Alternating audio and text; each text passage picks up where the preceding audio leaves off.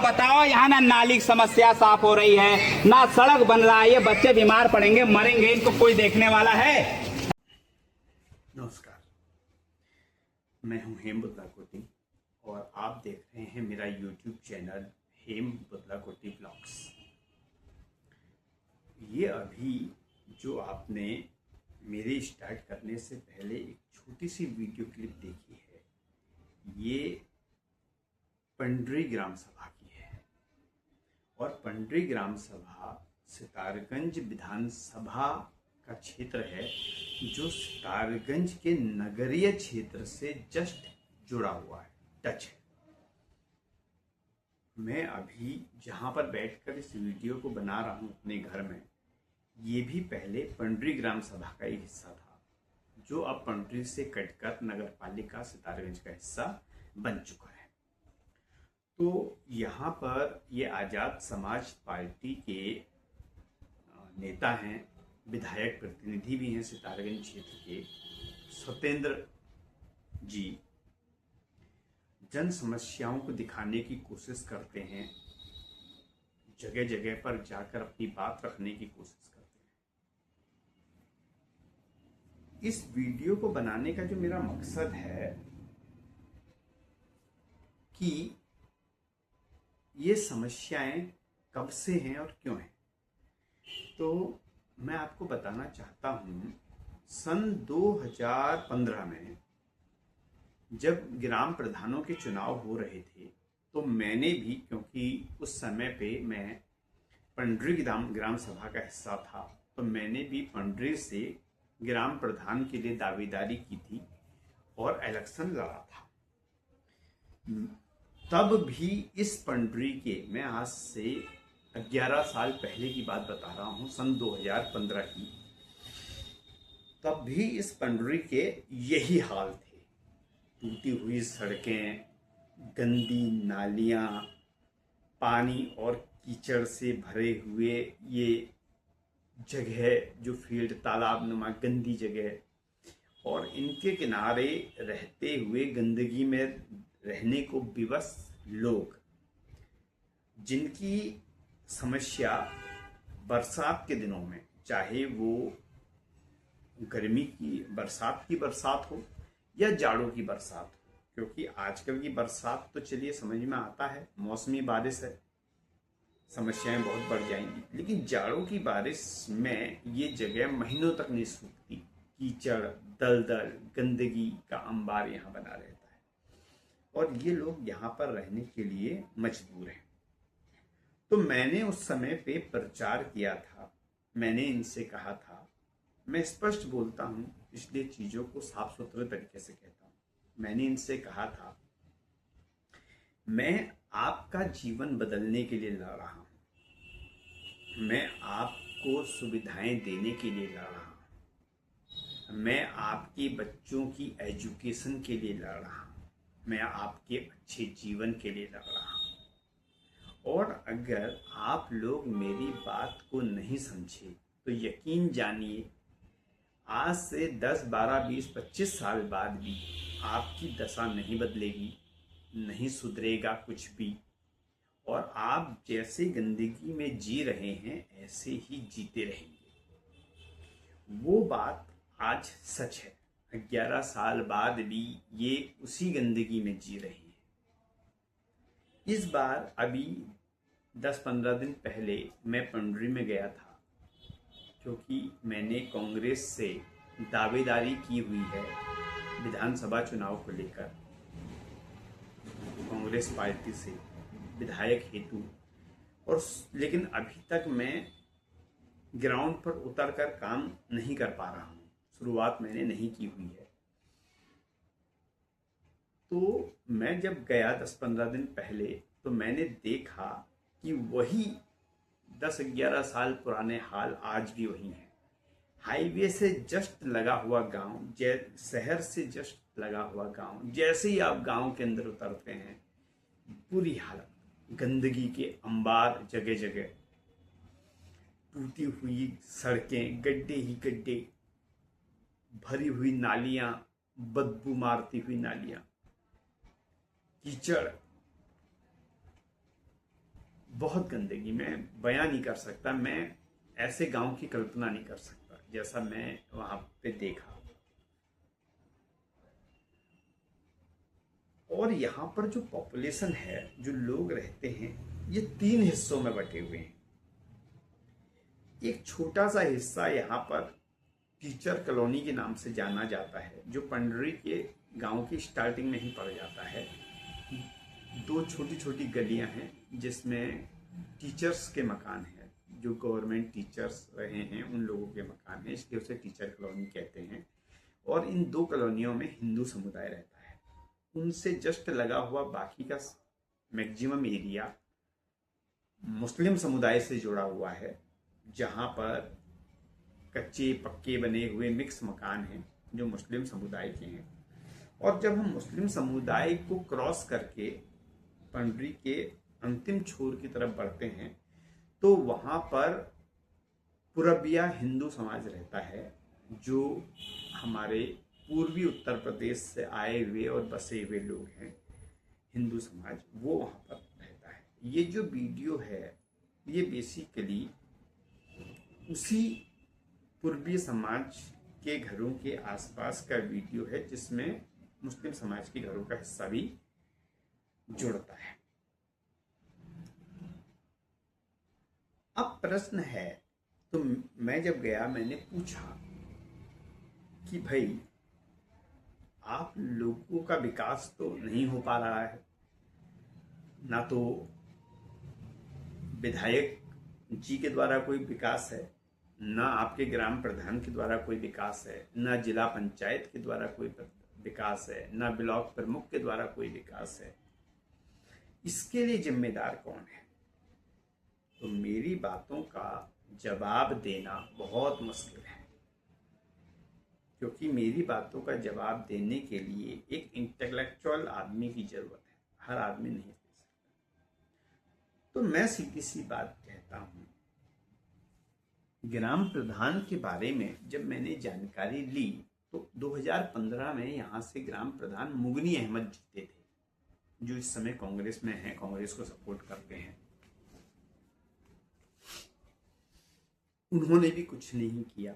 उनके बाद के जो एक ग्राम प्रधान बने और उन्होंने भी कुछ नहीं किया, और जो प्रेजेंट में है वो भी कुछ नहीं कर रहे। तो क्यों नहीं कर रहे? तो सीधी सी कहानी है, जो आदमी 35, 40, 50, 60 लाख रुपए खर्च करके ग्राम प्रधान बनेगा, वो क्यों विकास करेगा? भाई पंडरी के लोगों ने जब अपना ग्राम प्रधान चुना तो उन्होंने मुर्गा खाया, मछली खाई, जो दारू पीता था उसने दारू पी, जो स्मैक लेता था उसने स्मैक लिया, जिसने कपड़े लेने चाहे कपड़े लिए। 500 का नोट 2000, 4000, 5000 रुपए परिवार के हिसाब से इन लोगों ने प्रधान के पैसे खाए। अब प्रधान का पैसा खाने के बाद यहाँ की जनता, पंडरी की जनता, अगर ये उम्मीद करती है कि हमारा विकास होगा, तो आपका विकास नहीं होने का। इस दुनिया में कोई आपका विकास नहीं करेगा। इसलिए ग्राम प्रधानों ने यहाँ पर कोई भी डेवलपमेंट का काम नहीं किया। और देखा जाए तो वो अपनी जगह सही है, क्योंकि भारत की राजनीति में बिना पैसे के कुछ नहीं होता। जब उन्होंने अभी के ग्राम प्रधान के बारे में, जो प्रेजेंट 2026 में पंडरी के ग्राम प्रधान हैं, मैं नाम नहीं लूंगा, मुझे पता चला है कि 65 लाख रुपए खर्च करने के बाद वो ग्राम प्रधान बने हैं। तो भैया 5 साल तो उन्हें अपने 65 लाख रुपए जो लगाए हैं ग्राम प्रधान बनने के लिए, उसे कमाने के लिए चाहिए। तो विकास की बात क्यों होगी? दूसरा पहलू हम विधायक के तौर पर देखें तो सौरभ बहुगुणा जी ने, या उनसे इससे पहले का कार्यकाल भी सौरभ बहुगुणा जी का था, उससे पहले का कार्यकाल उनके पिताजी विजय बहुगुणा जी का था। उन्होंने भी इलेक्शंस में करोड़ों रुपए खर्च किए।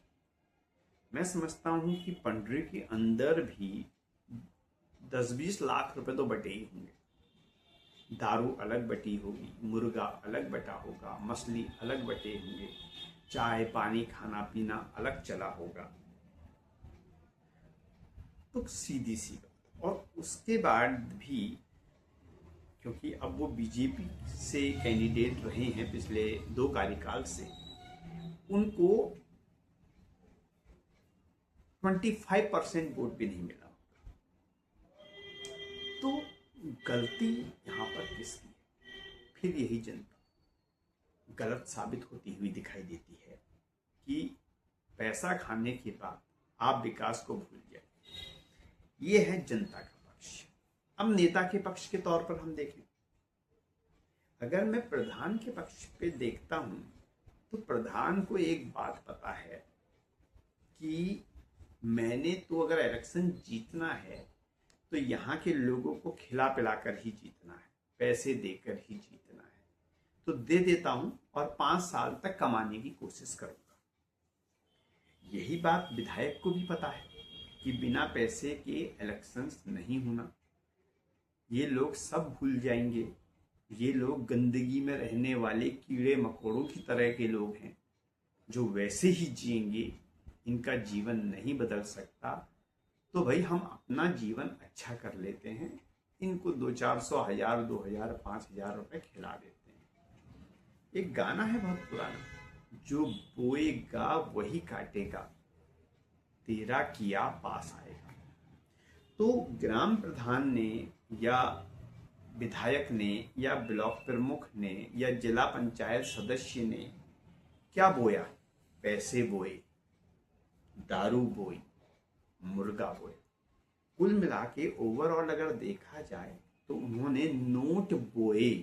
आप उनके लिए खेत थे, तो वो क्या काटेंगे? नोट काटेंगे। नोट काटेंगे का मतलब नोट कमाएंगे। आपने क्या बोया? आम जनता ने वहां क्या बोया? रिश्वत लेने का लालच बोया। अपने आप को खेत की तरह सामने रख दिया। और अब आप क्या काटेंगे? अब आप गरीबी काटेंगे, मुफलिसी काटेंगे, गंदगी में रहना काटेंगे।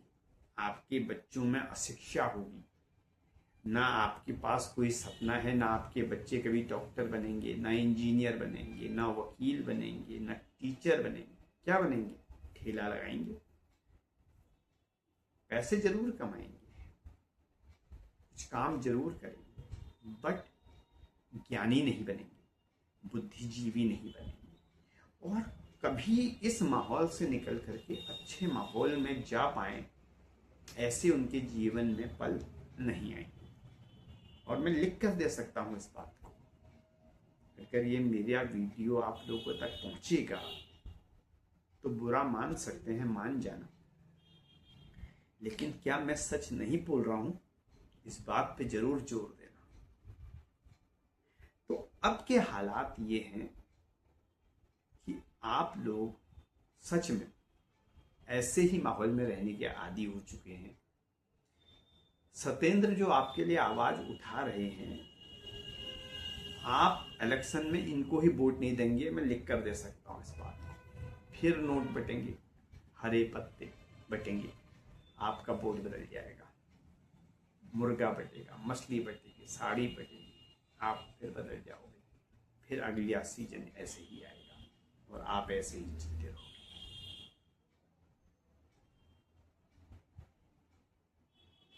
हालात बहुत खराब हैं आपके। और ध्यान रखना इस गाने को कि आपका जो नेता आज पैसे कमा रहा है, जो बड़े घर में रह रहा है, जिसके पास गाड़ी है, आप ही के बीच में सुंदर सा घर है, अच्छी सी गाड़ी है, उसने पैसे बोए थे, नोट बोए थे, और उसने 5 साल ग्राम प्रधान रहते हुए नोट काटे, विधायक रहते हुए नोट काटे, नेता बनकर नोट काटे, और अपने जीवन को हरा भरा चमन जैसा बनाया। आपने जो बोया है, आप उसे काट रहे हो, और ऐसे ही काटते रहो। कोई नहीं आएगा जो आपका जीवन बदलेगा, क्योंकि जो यहाँ कोशिश करेगा मेरे जैसा इंसान, उसकी आपको जरूरत ही नहीं है। आप इसी लायक हैं, ये बात सच है। अपने कड़े शब्दों के लिए माफी चाहता हूं, लेकिन मकसद सिर्फ इतना था ताकि आप जागें। बहुत बहुत धन्यवाद, बहुत बहुत।